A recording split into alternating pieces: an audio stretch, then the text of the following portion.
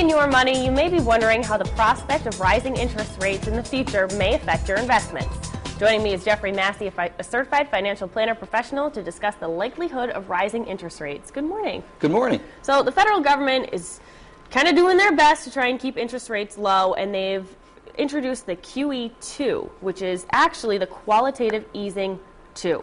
What exactly is that, and what does it do? Well, the QE2 was intended to keep the interest rates low. Now, the lower interest rate environment, which is currently between, the overnight lending rate is between 0 and a quarter of 1% at the federal level.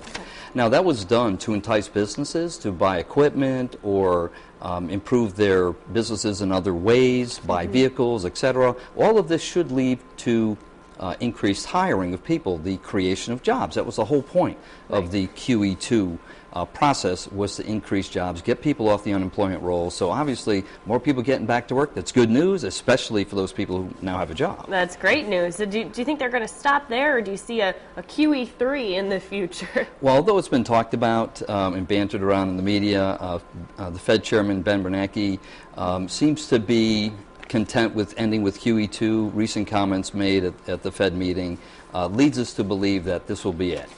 All right. Yeah. And in terms of pumping money into the economy, what is meant by that? Well, and we do hear that in the media a lot about pumping money into the market. What's been going on, the federal government has been printing money and buying their own bonds. Now, they're doing that to keep the market up for bonds, keeping the prices higher.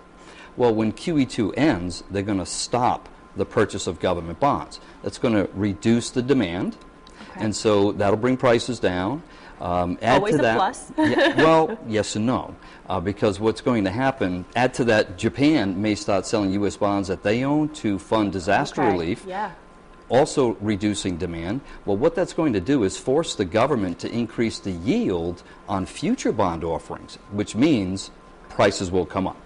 All right. And do you think the expected impact on interest rates, with all these issues considered, what do you expect? Well, as we look at all that, it can't help but make the interest rates rise, because if the yield has to go up, well, that's going to make everything else go up. A rising tide raises all boats, as they say.